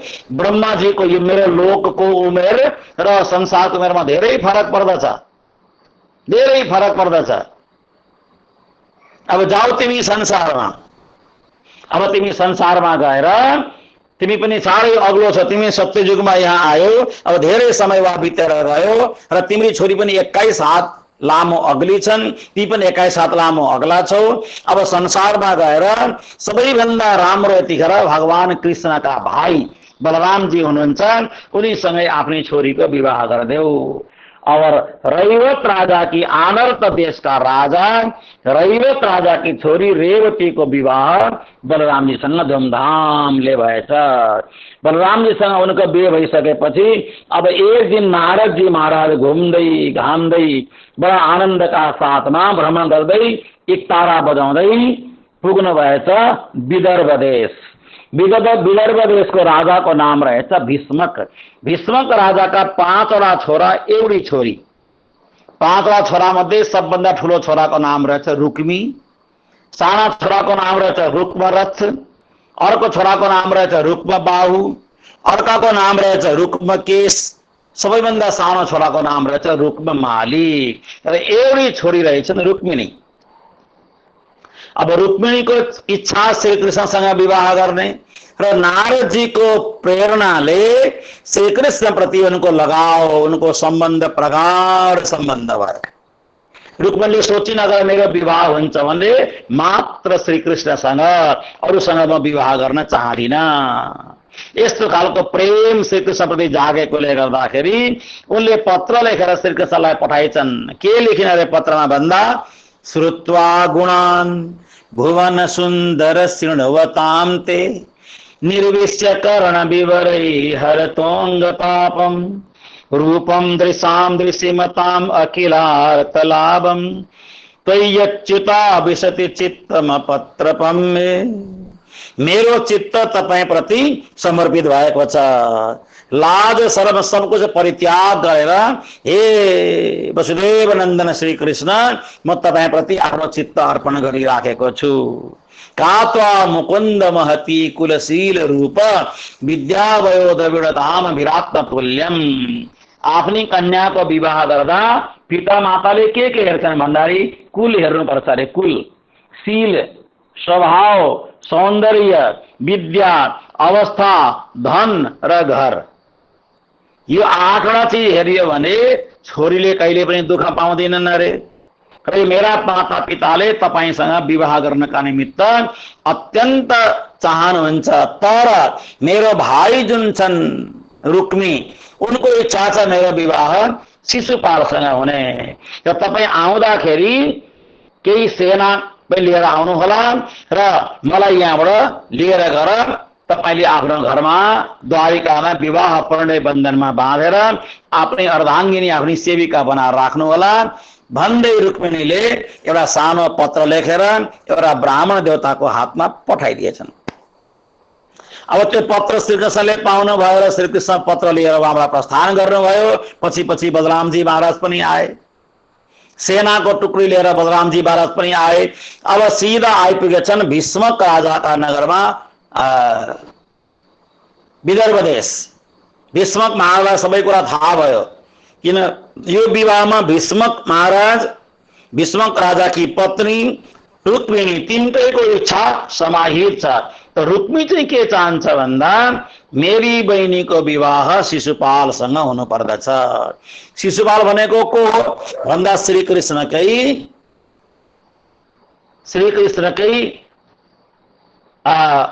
के भन्नु श्रीकृष्णकै मासीको छोरा। मासीलाई के भनिन्छ नेपाली भाषामा अर्की आमाको छोरा, कान्छी आमा। आफ्नो आमाको बहिनीको छोरा, एउटै परिवार हो। दिदी बहिनीका छोराहरू रुक्मिणी शिशुपाल र श्रीकृष्ण। अब त्यहाँनिर श्रीकृष्णले विचार गर्नुभएछ मलाई पत्र आयो रुक्मिणीजीको, अब मैले जानै पर्छ भनेर श्रीकृष्ण त्यहाँ प्रस्थान गर्नुभयो।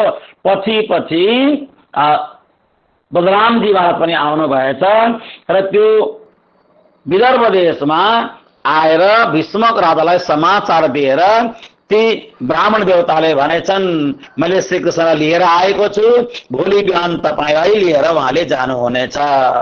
रुक्मिणी बडा प्रसन्न भइन्, बडा आनन्दित भइन्।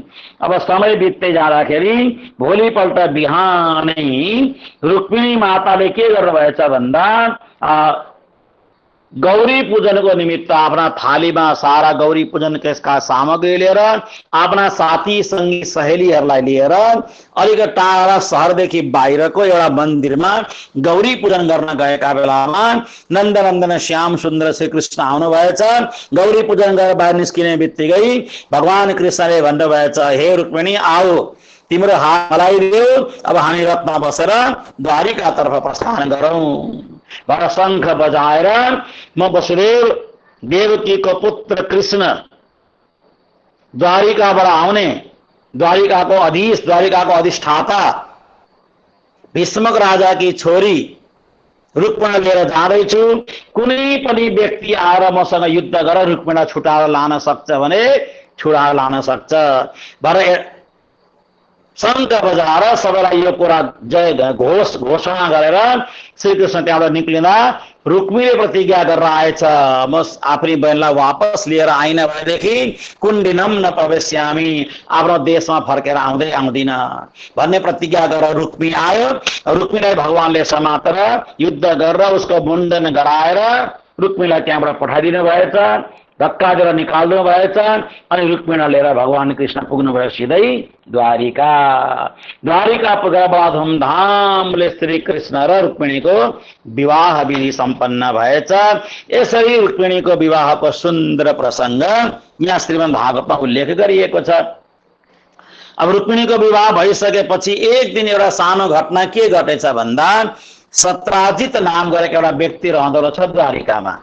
भगवान सूर्यलाई प्रसन्न गरेर स्यमन्तक नाम गरेको मणि प्राप्त गरेको रहेछ उसले। र स्यमन्तक नाम गरेको मणि बडा सुन्दर मणि। त्यो स्यमन्तक मणिले चाहिँ के लाभ गर्दो रहेछ भन्दाखेरि त्यो स्यमन्तक मणि राखेको ठाउँबाट मणिको पूजा गर्दाखेरि सधैँ त्यहाँबाट सुन इत्यादि हिरा जवाहरात प्रकट हुँदो रहेछ। सूर्यको कृपाले पाएको स्यमन्तक मणि। र एक दिन श्रीकृष्णले भन्नुभएछ, हे सत्राजित, यो स्यमन्तक मणि तिमीले राज खजानामा जम्मा गराइदेऊ। तिमी द्वारिकामा बसेको छौ, यो द्वारिकाको सम्पत्ति हो, देशको सम्पत्ति हो, राष्ट्रको सम्पत्ति हो, यो घरमा नराख, चोरी होला केही पनि होला भन्दा उसले सत्राजितले मानेन रहेछ। एक दिन सत्राजितको भाइ प्रसेनजित आफ्नो गलामा त्यो मणि झुन्डाएर वनमा शिकार गर्न गएका बेलामा सत्राजितको भाइ प्रसेनजितलाई एउटा विशाल सिंहले मारिदिएछ। त्यो सिंहले मणि लिएर भागेछ। त्यो सिंहलाई पनि एउटा भालुले मारिदिएछ। यता सत्राजितले श्रीकृष्णलाई इल्जाम लगाइदिएछ, श्रीकृष्णले मेरो भाइलाई मारेर मणि लुकाइदिए भन्दा भगवान कृष्णले विचार गर्नुभएछ, मलाई त्यसै बिना पत्तामा मलाई दोषारोपण भयो। अब यो दोषबाट मुक्ति हुनको निमित्त मैले केही न केही उपाय गर्नुपर्छ। भर खोज्दै जाँदाखेरि जङ्गलमा मरेको सत्राजितको भाइ प्रसेनजितको शरीर भेटिएछ। अलिक अगाडि जाँदाखेरि सिंहको शरीर भेटिएछ, मरेको सिंह। अलिक अगाडि जाँदाखेरि एउटा गुफामा भित्र प्रवेश गर्दाखेरि एउटा भालुकी छोरीले हातमा मणि लिएर त्यहाँ खेल्दै गरेको कृष्णलाई देख्नु भएछ। र भगवानले भन्नुभएछ, हे देवी, यो मणि मलाई देऊ भन्दा त्यो देवीले त्यो भालुलाई जगाइदिएछ। अब त्यो भालुले चाहिँ श्रीकृष्णलाई युद्ध गर्दाखेरि लौकार्दा कम से कम 21 दिनसम्म बडा भयंकर युद्ध भएछ। अन्तमा गएर त्यो भालुले हारेछ। त्यो ध्यान लगाएर आफ्ना परब्रह्म श्रीकृष्णलाई चिन्तन गरेर थाल्दाखेरि उनको रामको दर्शन भएछ। र रामले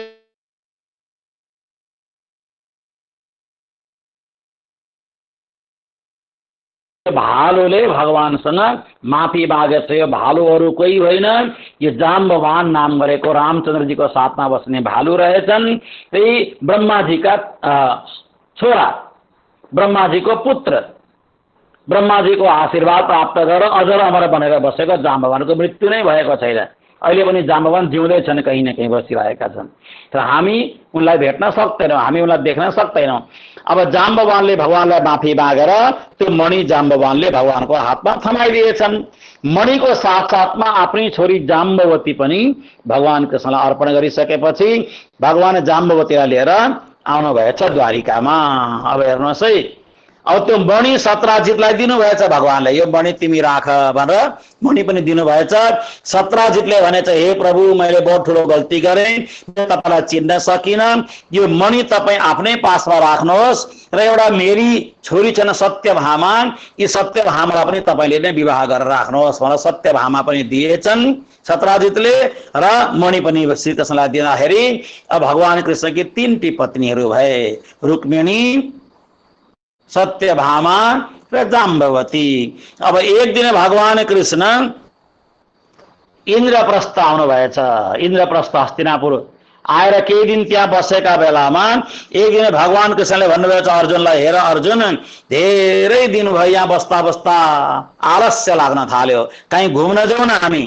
भर घुम्न जाँदाखेरि त जमुनाजीको किनारामा गएर घुम्दै जाँदा शिकार गर्दै जाँदाखेरि अचानक श्रीकृष्णले भन्नुभएछ हे अर्जुन मलाई प्यास लाग्यो, तिर्खा लाग्यो, केही पानीको व्यवस्था गर। र अर्जुनले गएर पानी लिन जमुनाजीको तालाबमा जमुनाजीमा जाँदाखेरि एउटा सुन्दर कन्याको दर्शन भएछ। अर्जुनले आएर श्रीकृष्णलाई भनेछन्, श्रीकृष्णले गएर सोधेछन् ती कन्यालाई तिमी को हौ भन्दा उनले भनेछन् म कालिन्दी हुँ, म तपाईँको तपस्या गरेर बसिराखेको छु, म हजुरसँग विवाह गर्न चाहन्छु भन्दा भगवानले ती कालिन्दी जमुनालाई पनि लिएर आउनु भएछ र भगवानकी 4वटी पत्नी भएछन्, रुक्मिणीजी, सत्यभामाजी, जाम्बवतीजी र कालिन्दी, 4 जना कृष्णकी पत्नी भएछन्। अब एक दिन अवंतिकापुरी उज्जैन का राजा उज्जैन को राजा र कुंती माता को बहिनी राधादी देवी की कन्या मित्रवृन्दा भन्ने रहेछन्। ती मित्रवृन्दा निरन्तर भगवान कृष्ण को चाहना गर्दै रहेछन् र ती भगवानले एक दिन ती मित्रवृन्दाको हरण गरेर ल्याउनु भएछ घरमा र मित्रवृन्दाको हरण गरेर ल्याइसकेपछि भगवान की 5 पत्नी भएछन्। हेर्नुहोस् है, अब कौशल देशका राजा रहेछन् नग्नजित नाम गरेका राजा। ती नग्नजित नाम गरेका राजा अत्यन्त धार्मिक विचारका। ती नग्नजित नाम गरेका राजाले एउटा नियम बनाएको रहेछ, एकदम बलवान बलवान गोरुहरू बैल जसले एउटै डोरीमा ती 7वटा गोरुलाई एउटै रस्सीमा एउटै डोरीमा जसले नाथी दिन्छ उहीसँग मेरी छोरीको विवाह गर्छु भन्ने नियम उनले बनाएको रहेछ। श्रीकृष्णको चाहना सदा सत्यले गरेर उनको नाम सत्या र भगवानले गरेर एउटै डोरीमा त 7वटा गोरुलाई एउटै नाकमा नाथिसकेपछि ती नग्नजितकी छोरी सत्याको विवाह पनि श्रीकृष्णसँग सम्पन्न भएछ। यसरी अब कतिजना भयो भन्नाले 6 जना भगवान कृष्णका 6 जना भगवान कृष्ण की पत्नीहरू भए। अब एक दिन भगवान कृष्ण की फुपू श्रुतकीर्ति की छोरी केके देश का राजासँग विवाह भएको रहेछ श्रुतकीर्तिको र भगवान कृष्णको फुपू को नाम रहेछ श्रुतकीर्ति। श्रुतकीर्ति की छोरीको नाम रहेछ भद्रा। त्यो भद्रालाई भद्राका भाइहरूले आएर भगवानलाई अर्पण गरेछन्। भगवान कृष्णकी 7वटी पत्नी भए। हेर्नुहोस् है, 7वटी पटरानीहरू भए। अब एक दिन मद्र नामक देश का राजा जिसकी छोरी को नाम रहेछ लक्ष्मणा, लक्ष्मणालाई मत्स्य भेदन गरेर मात्रै विवाह गर्न सक्ने भन्ने नियम बनाएको रहेछ र भगवान कृष्णले गरेर मत्स्य भेदन गरेर अर्जुनले द्रौपदी ल्याए जस्तै ती भद्रा नाम गरेकी कन्याको लक्ष्मणा को विवाह मद्र नामक देश के राजा जिसकी छोरी लक्ष्मणासँग पनि भगवान श्री कृष्णले विवाह गर्नु भएछ। यसरी भगवान कृष्ण की पत्नीहरू 8वटी भएछन्। 8वटी पत्नी भनेको 8 प्रकृति। यी सबै 8 प्रकृतिका आधारमा बनेका हुन्। भूमि आपो अनलो वायु खम मनो बुद्धिरेव च। भूमि आप अनल वायु खम मन बुद्धि ये सबै भगवान कृष्ण की पत्नीहरू हुन्। यसरी भगवानले पत्नी स्वीकार गर्नु भएछ। अब एक दिन एउटा भौमासुर नाम गरेको राजा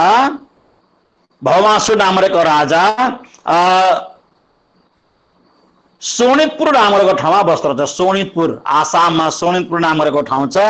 त्यहाँ सोनितपुर नाम गरेको ठाउँमा बसेर उनले स्वर्गमा गएर पारिजात चोरी गरेर ल्याएछ।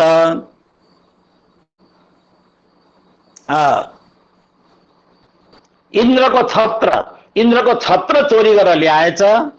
अनि अदिति माताको कुण्डल चोरी गरेर ल्याएर अनि त्यहाँ राखेका बेलामा अनि अचानक उसले त्यो भौमासुर नाम गरेको जुन दैत्य छ उसले 16,100 कन्याहरूलाई जेलमा कैद गरेर राखेको रहेछ।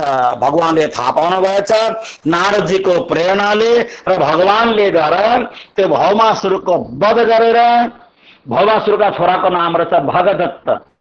भगदत्तलाई भगवानले भन्नुभएछ यी सबै कन्याहरूलाई 16,100 कन्याहरूलाई यसलाई कसैले विवाह गर्दैन, यिनीहरू मेरो भक्तिमा तल्लिन्छन्, यिनीहरू सबैले मलाई नै पतिको रूपमा चाहँदैछन्। यी सबैलाई चाहिँ 16,100 पालकी सजाएर चाहिँ द्वारिका पठाइदेऊ भन्दा भौमासुरका छोरा भगदत्तले 16,100 पालकी तयार पारेर द्वारिका पठाइदिएछन् र वहाँ भगवानले 16,100 कुण्ड बनाएर सबैसँग विधिवत पानी ग्रहण संस्कार सम्पन्न गर्नुभएछ। अब स्वर्गबाट फर्किँदा इन्द्रलाई मारेर पारिजात नाम गरेको वृक्ष लिएर भगवान फर्केर आउनुभयो। किन कुण्डल जुन चोरी गरेको थियो त्यो कुण्डललाई वापस पठाइदिनु भयो भगवानले। पारिजात लिएर भगवान कृष्ण आउनुभयो। अब यसरी भगवान कृष्णको धेरै सन्तान भए। कति सन्तान भएछन् भन्दा यहाँ शास्त्रमा लेखे अनुसार प्रत्येक पत्नीबाट, प्रत्येक 16,108 पत्नीबाट 10वटा छोरा र एउटी छोरीको जन्म भएछ। हेर्नुहोस् है, प्रत्येकबाट 10वटा पुत्र एउटी पुत्री। अब हेर्नुहोस् 16,108 पत्नीबाट प्रत्येकबाट 10-10वटा पुत्र, एक-एकवटी पुत्री। अब यही प्रकारले भगवान की छोरीहरूको विवाह पनि द्वारिकाकै आसपासमा भएछ।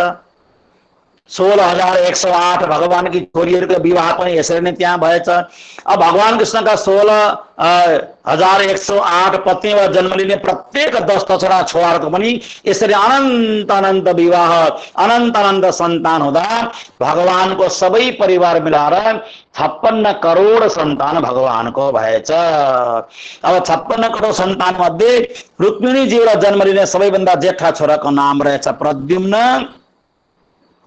अर्को छोराको नाम रहेछ चारुदेशन, अर्को छोराको नाम रहेछ सुदेशन, और प्रद्युम्नका छोराको नाम रहेछ अनिरुद्ध। अनिरुद्धसँग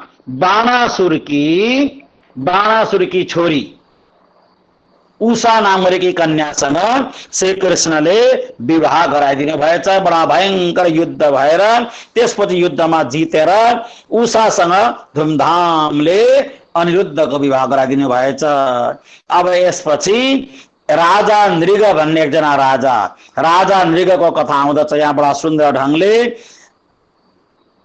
नृगो नाम नरेन्द्रोहम इच्छाको तनय प्रभु। उनी श्रापित भएर चाहिँ उनी गिरगिट भएछन्। गिरगिट भनेको गिरगिटलाई के भनिन्छ हाम्रो नेपाली भाषामा भन्दा भाले मुङ्ग्रो जस्तो शरीर उनको भएर जमिनमा रेंग्दै हिँड्ने, जमिनमा घसीट्दै हिँड्ने। र एक दिन भगवान कृष्णले थाहा पाउनु भएछ त्यो गिरगिट स्वरूप त्यो राजालाई, नृग नाम गरेको राजालाई भगवानले उद्धार गर्नु भएछ, मोक्ष दिनु भएछ। अब एक दिन पौण्ड्रक र काशीराजलाई भगवानले युद्ध गरेर भगवानले पौण्ड्रकको उद्धार गर्नु भएछ, काशीराजको प्रकारको सुन्दर सुन्दर लीला गर्दै एक दिन जरासन्धलाई गएर भीमद्वारा जरासन्धको संहार गराएर जरासन्धको उद्धार गराएर भगवान कृष्णले युधिष्ठिर महाराजको हातबाट आफ्नो अग्र पूजा गराउने अनि विशाल यज्ञ गराउँदा शिशुपालको वध गराइदिनु भएछ। शिशुपाललाई मुक्ति दिनु भएछ भगवानले। शिशुपाललाई भगवानले 101 गालीसम्म क्षमा गर्ने, त्यहाँदेखि उता गाली गरे भनेदेखि चाहिँ मैले शिशुपालको उद्धार गर्छु भन्ने भगवानले वचन दिनु भएको र शिशुपालकी मातालाई 101 गाली भइसकेपछि भगवानले शिशुपालको उद्धार गरिदिनु भएछ। र शिशुपालको उद्धार भएर अब युधिष्ठिर महाराजले बडा सुन्दर विशाल राजसूय यज्ञ गरेछन्।